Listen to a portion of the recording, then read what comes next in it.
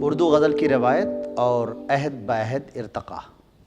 دنیا کے ادب میں رائج اصناف سخن میں کسی ایک صنف سخن کو مختلف ممالک اور تہذیبوں میں پسند کیا جاتا اور بطور صنف سخن اپنایا جاتا ہو یا اپنایا گیا ہو، ایسی مثال شاذ و نادر ہی ملے گی۔ ہم ہندوستان میں ایک ایسی صنف سخن سے واقف ہیں جس کی فارسی اور اردو میں بے حد توانا اور شاندار روایت موجود ہے۔ اس سے متاثر ہو کر اس صنف کی محبوبیت اور دلکشی کے پیش نظر ہندوستان کی دوسری زبانوں میں اس صنف کو اپنایا گیا۔ اس صنف کو غزل کہتے ہیں۔ پروفیسر قاضی افضال حسین اطلاع دیتے ہیں کہ عربی، فارسی، اردو اور ترکی کے علاوہ پشتو اور عبرانی کے شعراء بھی اس صنف میں طبع آزمائی کرتے رہے ہیں اور اپنے لسانی معاشروں میں بحیثیت غزل گو بہت مقبول ہوتے رہے ہیں۔ انہوں نے اس صنف سخن کی مقبولیت کے اسباب بھی گنوائے ہیں، جن میں اولیت اس بات کو دی ہے کہ دوسری اصناف سخن قصیدہ وغیرہ کی طرح غزل میں فخر، مدح یا حجو کی طرح تغزل کی ورائے شاعری کوئی غرض نہیں ہوتی۔ دوسرا سبب اس صنف سخن کی مقبولیت قاضی افضال حسین کے خیال میں یہ ہے کہ مختلف لسانی معاشروں میں تصور کائنات اور تصور الہ مشترک ہے۔ ان دونوں اسباب نے اس صنف سخن کو بین الاقوامی حیثیت عطا کر دی اور عربی، فارسی و اردو کے علاوہ یکساں تصور کائنات والے لسانی معاشروں میں بھی اسے پسندیدگی میسر آئی۔ اردو غزل کا بنیادی موضوع اگر کوئی ہو سکتا ہے تو وہ عشق ہے۔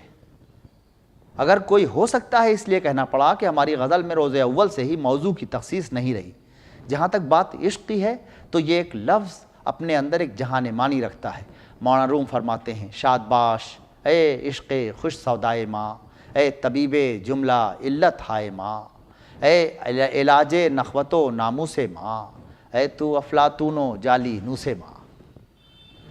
ابن الندیم کے بقول عربی میں عشق کی تعریف کے 80 نام ہیں، اور افضال حسین کے بقول ہمارے معاشرے میں شعر میں عشق 3 سطحوں پر بیک وقت فعال نظر آتا ہے: فکری سطح، جذباتی سطح اور جسمانی سطح۔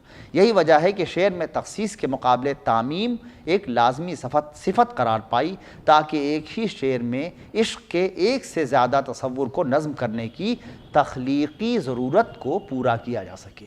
میر صاحب کا شعر ہے، طرفیں رکھے ہے ایک سخن چار چار میر، کیا کیا کہا کرے ہیں زبان قلم سے ہم۔ اس بات کو آپ کی خدمات میں یوں بھی عرض کیا جا سکتا ہے کہ غزل کا ایک شعر 3 الگ الگ مزاج کے افراد کے سامنے پڑھا جائے تو ان کا رد عمل ان کے مزاج کے مطابق باہم مختلف ہوگا۔ میر کو پھر سنیے، جس شعر پر سماع تھا کل خانقاہ میں، وہ آج میں سنا تو ہے میرا کہا ہوا۔ جس شعر پر خانقاہ میں سماع یعنی حال تھا، یعنی جذباتی سرگرمی تھی، اسی پر دانشگاہ میں تنقید یعنی فکری سرگرمی، اور اسی پر معاشرے کا عاشق مجازی اپنے محبوب کو تصور کر کے رقصاں ہے۔ یہ تینوں خوبیاں اور خصوصیات غزل کے شعر کو ہی حاصل ہیں۔ ہیئت کے اعتبار سے غزل میں بحر، قافیہ اور ردیف، مطلع و مقطع غزل کے ترکیبی عناصر ہیں۔ ان میں بحر اور قافیے کو دوسرے عناصر پر فوقیت حاصل ہے۔ ان دونوں کے بغیر غزل کا تصور ہی نہیں کیا جا سکتا۔ ردیف اگرچہ قافیے کی طرح غزل کی لازمی شرط نہیں، لیکن قافیے کا حسن ردیف کی پشت پناہی کے سبب چمک اٹھتا ہے۔ پھر قدماء نے اور اساتذہ فن نے ردیف کے قوافی سے اتصال پر اتنا زور دیا ہے اور ردیف کے بیکار نہ ہونے کا اتنا لحاظ رکھا ہے کہ باید و شاید۔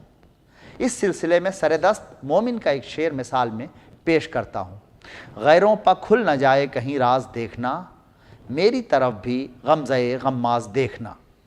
اب آپ نے دیکھ لیا، آپ کو اندازہ ہوا کہ یہاں دیکھنا کے 2 معنی ہیں۔ پہلے مصرعے میں دیکھنا کے معنی دیکھنا یعنی ٹو سی نہیں ہے، بلکہ ہوشیار، خبردار، الرٹ کے معنوں میں، اور دوسرے میں غمزہ غماز دیکھنا۔ اس طرح ردیف قافیے سے چپک کے کیا لطف دے رہی ہے۔ اس شعر میں ردیف کے قافیے سے متصل رہنے کی بہترین صورت موجود ہے۔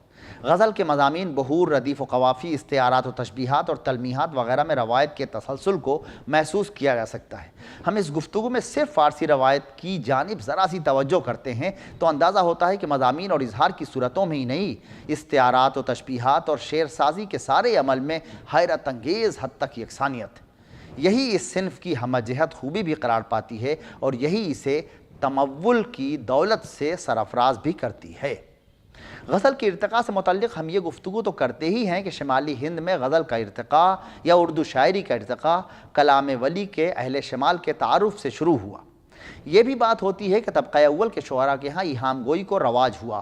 ایہام کو شمس الرحمن فاروقی نے اپنی کتاب اردو غزل کے اہم موڑ میں نہایت اہمیت دی ہے، اور غزل کی پوری تاریخ میں اظہار کی جن صورتوں کو زیر بحث لا کر اپنا مقدمہ قائم کیا ہے، ان میں ایہام، رعایت، مناسبت اور خیال بندی کو سب سے زیادہ اہمیت حاصل ہے۔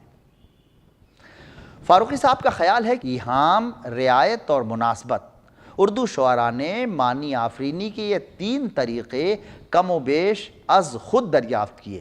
یہ زمانہ 17ویں صدی کے اواخر اور 18ویں صدی کے اوائل کا تھا۔ پھر 100 برسوں تک کلاسیکی غزل بلکہ کلاسیکی شعر کی شعریات میں کوئی نیا موڑ نہ آیا۔ پھر 18ویں صدی کے اواخر میں دلی میں شاہ نصیر نے اور لکھنؤ میں ناسخ نے خیال بندی کا آغاز کیا۔ 1838 نصیر اور ناسخ دونوں کی تاریخ وفات، اور اس وقت تک خیال بندی پوری طرح جم چکی تھی، اور اس طرز کے سب سے بڑے شاعر غالب نے اپنی استاذی قائم کر لی تھی۔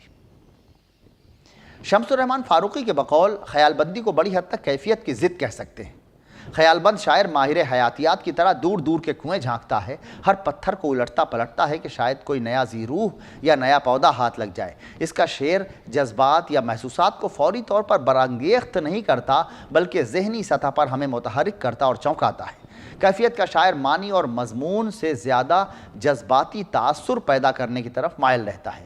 کیفیت کے شعروں کی فوری اثر انگیزی کے باعث ہم نے یہ فرض کر لیا کہ شعر وہی اچھا ہے جو دماغ سے زیادہ دل، تخیل سے زیادہ احساس اور خارج سے زیادہ داخل کو متاثر کرے۔ حضرت طوحانی کا شعر اسی غلط تصور پر مہر توثیق لگاتا ہے۔ شعر دراصل ہیں وہی حسرت، سنتے ہی دل میں جو اتر جائیں۔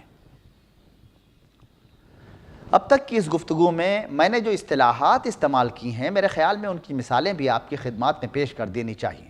میں نے مضمون آفرینی، معنی آفرینی، ایہام، رعایت، مناسبت اور خیال بندی وغیرہ اصطلاحات کا ذکر کیا۔ ہمارے ہاں اردو میں فاروقی صاحب کے بقول 19ویں صدی تک معنی کو مضمون کے مفہوم میں استعمال کرنے کی مثالیں مل جاتی ہیں۔ ناسخ کو سنیے: ناسخ ہے میر سلمہ اللہ کی زمین، اس معنی شگفتہ کو باندھا ہزار رنگ۔ اب میر کا شعر مضمون آفرینی کے ضمن میں سنیے: خوبرو اب نہیں ہے گندم گوں، میر ہندوستان میں کال پڑا۔ معنی آفرینی کیا ہوتی ہے یہ بھی میر صاحب ہی بتاتے ہیں، سنیے: کہا میں نے گل کا ہے کتنا ثبات، کلی نے یہ سن کر تبسم کیا۔ مطلب ہم نے تو پھول کی ثبات کا سوال کیا، جواب میں کلی مسکرا پڑی۔ کلی کا مسکرانا، کلی کا پھول بن جانا، کلی کا کھلنا ہے، اور کلی کا پھول بن جانا کلی کے خاتمے کا اشارہ ہے۔ یہ دیکھیے معنی آفرینی ہے۔ یہاں تبسم کیا کا جو فقرہ ہے اسے نکال کے دیکھتے ہیں کہ کیسے شعر میں معنی آفرینی ختم کی جا سکتی ہے۔ اب سنیے: کہا میں نے گل کا ہے کتنا ثبات، کلی نے یہ سن کر کہا کچھ نہیں۔ شعر تو اس طرح بھی پورا ہو گیا، لیکن معنی آفرینی کی صفت غائب ہو گئی۔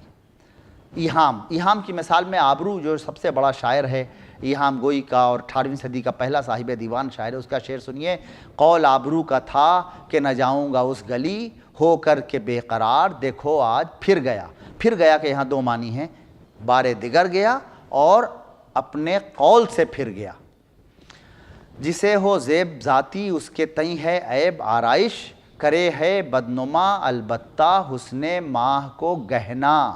یہ بھی ایہام کا شعر ہے، اس میں بھی گہنا کے دو معنی ہیں۔ ماہ کا گہن بمانی چاند کا گہن لگنا، اور ماہ بمانی محبوب کریں تو اس کو زیور کی ضرورت نہیں، زیور گہنا والا زیور ہو جائے گا۔ اب دیکھیے رعایت کیسے قائم ہوتی ہے۔ غالب کا مشہور شعر ہے: دی سادگی سے جان پڑوں کوہکن کے پاؤں، ہے ہاتھ کیوں نہ ٹوٹ گئے پیرزن کے پاؤں۔ یہاں جو دوسرے مصرے کا پہلا ٹکڑا ہے ہاتھ، اس کی جگہ بہت آسانی کے ساتھ افسوس رکھا جا سکتا تھا، لیکن ہے ہاتھ کہنے میں ہاتھ اور پاؤں کی رعایت جو ہے وہ بادی النظر میں قائم ہو گئی۔ آگے دیکھیے مناسبت کی مثال میں یکرنگ کا شعر ہے: سچ کہے جو کوئی سو مارا جائے، راستی ہے گی دار کی صورت، شعر اپنے آپ میں بالکل صحیح ہے، لیکن میر نے اس پر ایک اصلاح کی اور کیا مناسبت قائم کر دی۔ یک رنگ کے اس شعر پر میر تقی میر نے اصلاح دی اور لکھا کہ باعتقاد فقیر بجائے سچ حرف حق اولا۔ اب شعر یوں پڑھا جائے، حق کہے جو کوئی سو مارا جائے، راستی ہے گی دار کی صورت۔ یہ تو ہوئی مناسبت کی مثال۔ اب دیکھیں کہ سچ کہے اور حق کہے اور نتیجے میں دار پر چڑھایا جائے، کتنا زبردست تفاوت ہے، کتنا فرق ہے اب اس صورت میں اور اس پہلی صورت میں۔ سودا کا خیال بندی کا شعر سنیے۔ جنوں کے ہاتھ سے سرتا قدم کاہیدہ اتنا ہوں کہ آزاد دیدہ زنجیر کی کرتے ہیں مشگانی، یعنی جنون نے، دیوانگی نے، عشق نے مجھے اتنا لاغر، اتنا کمزور کر دیا ہے کہ میرے اعضاء یعنی میری انگلیاں، میرے ہاتھ پاؤں، میرے جسم کے دوسرے اعضاء یہ زنجیر کے دیدے پر، جس طرح آنکھ کے دیدے پر مشگاں یعنی پلک ہوتی ہے، اس طرح زنجیر کے دیدے کی مشگانی کر رہے ہیں۔ دیکھیے کیا خیال بندی ہے۔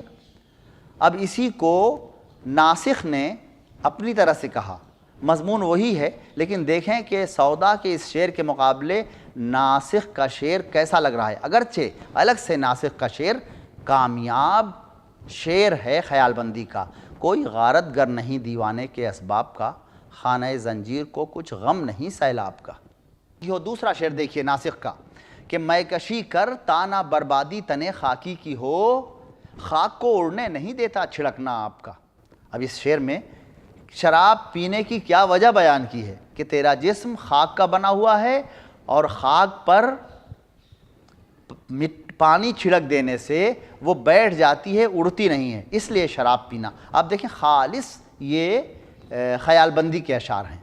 خیال بندی کو اول قصائد میں ہی برتا گیا، بعد میں غزل میں جب شعراء نے برتا تو اسے قصیدہ طور غزل کہا گیا۔ یوں شمس الرحمن فاروقی کے بقول اپنی 4 صدیوں کو محیط عمر میں غزل میں جو اہم موڑ آئے ہیں، جنہوں نے اسے اب امتیازی شناخت عطا کی ہے، وہ ایہام، رعایت، مناسبت اور خیال بندی ہیں۔ ایہام کے سبب سے ہی معنی آفرینی اور مضمون آفرینی کے امکانات کو فروغ ہوا اور اردو شاعری میں ترقی کے راستے روشن ہوئے۔ شمس الرحمن فاروقی تو یہاں تک کہتے ہیں کہ ہمارے کلاسیکی غزل کی شعریات میں کوئی چیز ایسی نہیں جسے غزل کے لیے آج بھی نہ استعمال کیا جا سکتا ہو، لہٰذا یہ ممکن ہے کہ غزل جدید بھی ہو اور کلاسیکی اصولوں کی پابندی بھی کرے۔ یہ اس وجہ سے کہ جدید غزل کی بنیادی صفت مضمون آفرینی ہے، اور مضمون آفرینی کے لیے کلاسیکی غزل کی روایتی لفظیات کی پابندی ضروری نہیں۔ 18ویں صدی سے ہی غزل کو مضامین تصوف بوجوہ خوش آئے اور شعراء نے اس راہ میں اپنے توسن خیال کو خوب دوڑایا۔ ولی نے کہا تھا، شغل بہتر ہے عشق بازی کا، کیا حقیقی اور کیا مجازی کا۔ ہمارے شعراء نے دونوں یعنی عشق حقیقی اور عشق مجازی دونوں کے بیان اور اس پر تخلیقی اظہار میں کمالات دکھائے۔ یہ بات پہلے گزر چکی ہے کہ غزل میں معنی کے امکانات کو بیش از بیش بروئے کار لانے کے سلسلے میں شعراء نے ایسے اشعار کثرت سے کہے جن کی ایک جہت تصوف یا عشق حقیقی یا بے ثباتی دنیا وغیرہ سے متعلق ہوتی تھی۔ تخصیص و تعمیم کے حوالے سے بھی اس گفتگو کے بالکل آغاز میں اس نکتے سے بحث کی گئی۔ اس سلسلے میں شعراء کو تصوف کا نظریہ وحدت الوجود بہت بھایا اور انہوں نے اسے طرح سے اپنے اشعار میں باندھا۔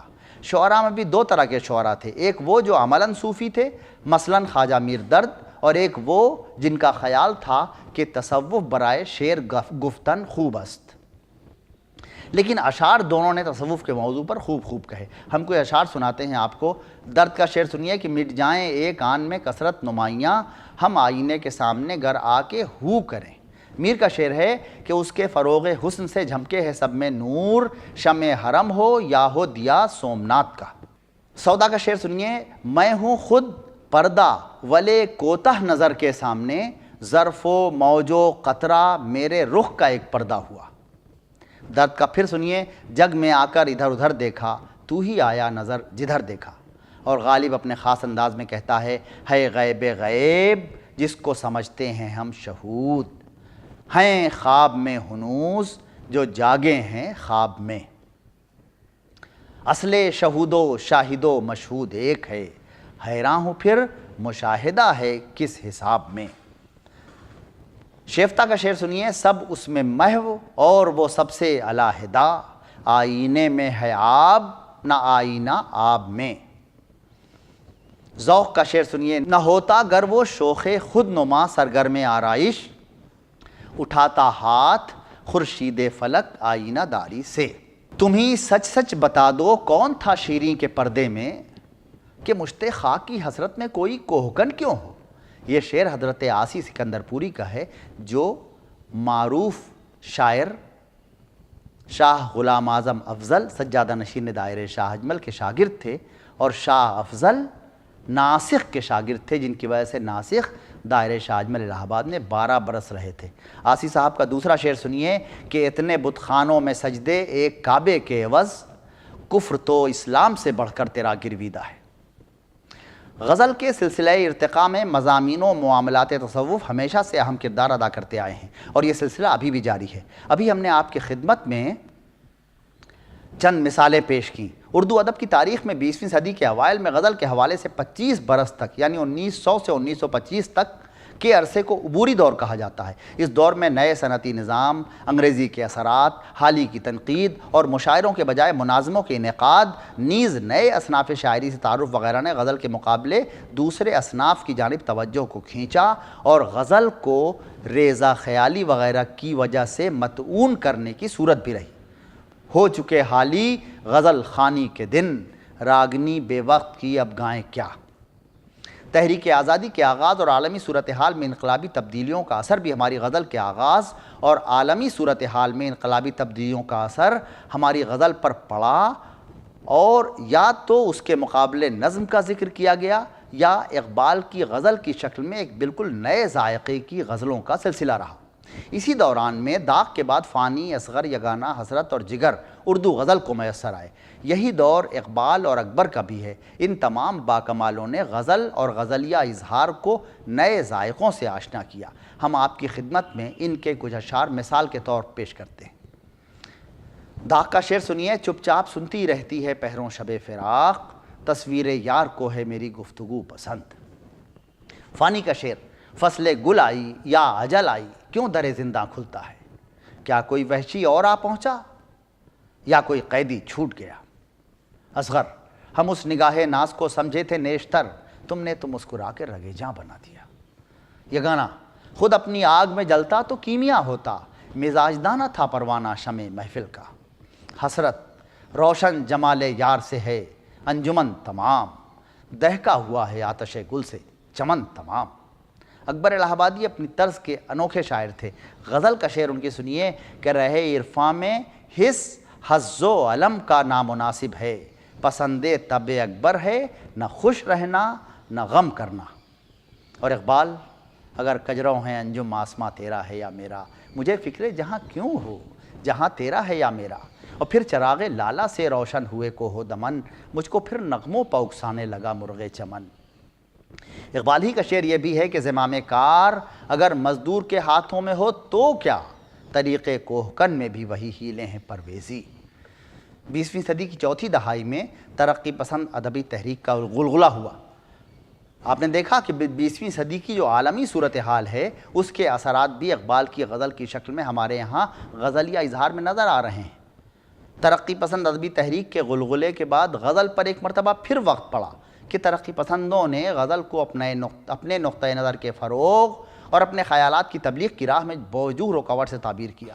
ان کا خیال تھا کہ غزل کی ایمائیت، اشاریت، رمزیت، ریزہ خیالی وغیرہ راست بیانی کے لیے سد راہ ہیں، اور وقت کا تقاضا ہے کہ استعارہ و علامت کے مقابلے راست بیانی اور ایما و اشارے کے مقابلے سادہ تفصیلی اظہار کیا جائے۔ اس لیے اصولی طور پر انہوں نے غزل کو ناپسند کیا، لیکن اسے غزل کا کمال اور اس صنف کا جادو کہیے کہ مخالفتوں کے باوجود یہ صنف پروان چڑھتی رہی، اور ترقی پسندوں ہی میں اسے غزل کے بہت عمدہ شعراء میسر آئے۔ اسی زمانے میں فراق گورکھپوری بھی اپنی شاعری کا جادو جگا رہے تھے، ترقی پسند تحریک سے متاثر بھی تھے، لیکن انہوں نے اپنی وفاداری کو غزل کے ساتھ بہرحال قائم رکھا۔ اب ہم آپ کو فراق اور ترقی پسند شعراء کے اشعار سناتے ہیں۔ شام بھی تھی دھواں دھواں، حسن بھی تھا اداس اداس، دل کو کئی کہانیاں یاد سی آ کے رہ گئیں، تیرا بختی نہیں جاتی دل سوزاں کی فراق، شمع کے سر پہ وہی آج دھواں ہے کہ جو تھا۔ فیض صاحب کو سنیے، سننے کو بھیڑ ہے سر محشر لگی ہوئی، تہمت تمہارے عشق کی ہم پر لگی ہوئی۔ مجروح شب ظلم نرغے راہزن سے پکارتا ہے مجھے کوئی، میں فراز دار سے دیکھ لوں کہیں کاروان سحر نہ ہو۔ جذبی ضبط غم بے سبب نہیں جذبی، خلش دل بڑھا رہا ہوں میں۔ اور سردار جعفری دلوں کو توڑ کے کرتے ہو بتکدے تعمیر، ملا دی خاک میں شان صنم گری تم نے۔ اور مخدوم کا یہ شعر تو ضرب المثل ہے کہ حیات لے کے چلو، کائنات لے کے چلو، چلو تو سارے زمانے کو ساتھ لے کے چلو۔ ترقی پسند تحریک کے رد عمل کے طور پر جدیدیت کا رجحان اردو شاعری کی تاریخ میں اپنی الگ اہمیت رکھتا ہے۔ ترقی پسندوں کی اجتماعیت، راست بیانی، طبقاتی کشمکش پر شعری رد عمل اور کائنات کے مسائل پر ادبی و تخلیقی اظہار کے مقابلے، جدیدیوں نے فرد اور جدید معاشرے میں شخص کی نفسی اور نفسانی کیفیات، انسانوں کے انبوہ میں فرد کی تنہائی اور اس کی نارسائی کو موضوع بنایا۔ اشعار کی قوت اور اسے علامت کی حد تک پہنچانے اور تخلیق ادب میں لفظ کی وقت کو پھر سے تازہ کیا اور اپنے عہد کے درد و داغ اور سوز و ساز کو میر تقی میر کے عہد سے ملا دیا۔ ناصر کاظمی، ابن انشا، احمد مشتاق، خلیل الرحمن اعظمی، وحید اختر، شمس الرحمن فاروقی، عادل منصوری، ندا فاضلی، محمد علوی، بلراج کومل اور شہریار وغیرہ جدیدیت کے نمائندہ شاعر قرار پائے۔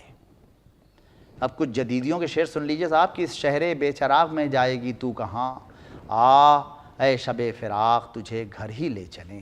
ناصر کاظمی: ہم بانسری پر موت کی گاتے رہے نغمہ تیرا، اے زندگی رتبہ رہے بالا تیرا۔ خلیل الرحمن اعظمی: تھا جرم ضعیفی تو سزا طول شب و روز، جیسی مجھے بھرنی پڑی کرنی تو نہیں تھی۔ فاروقی: ایک دوپہر جو بیٹھو سب کچھ تمہیں سنا دیں، ہم یاوہ گو ہیں لیکن دیوان مختصر ہے۔ شمس الرحمن فاروقی: آتی ہیں اس کو دیکھنے موجیں کشاں کشاں، ساحل پبال کھولے نہاتی ہے چاندنی۔ عادل منصوری: روشنی رہتی تھی دل میں زخم جب تک تازہ تھا، اب جہاں دیوار ہے کل تک یہاں دروازہ تھا۔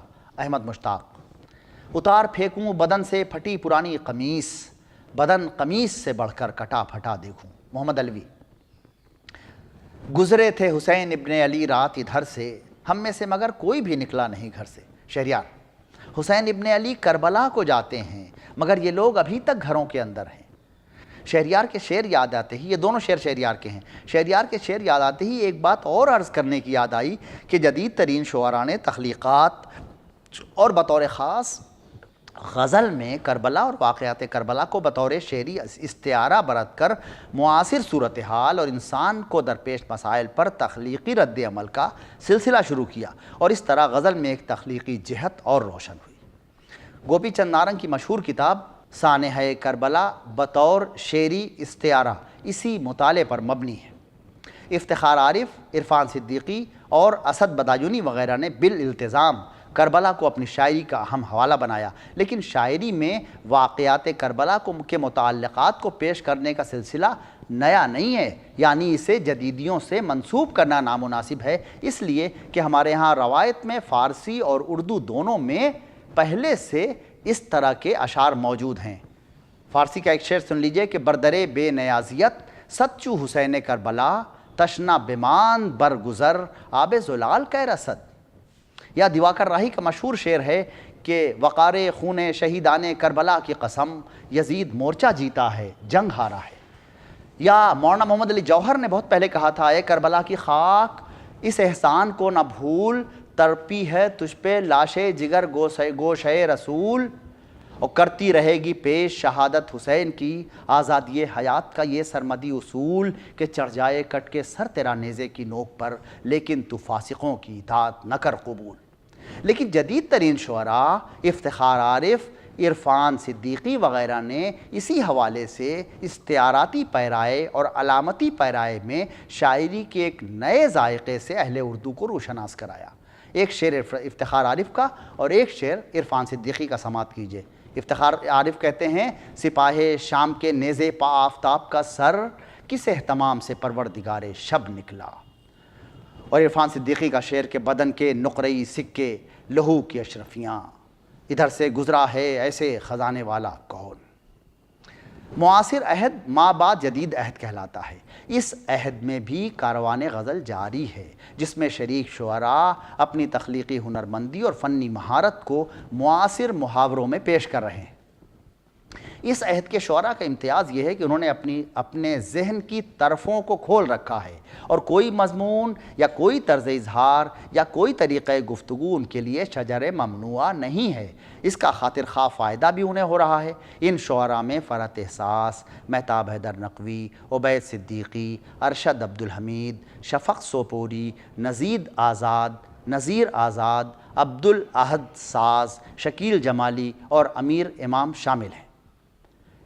اس کی فہرست بہت طویل ہو سکتی ہے اور ان کے اشعار سے مثالیں پیش کرنا یا ان میں سے ہر ایک کے بارے میں الگ گفتگو کرنا عین ممکن ہے، لیکن اس وقت ناممکن۔ اسی لیے اس گفتگو کو کسی اور وقت کے لیے اٹھا رکھتا ہوں۔ بہت شکریہ۔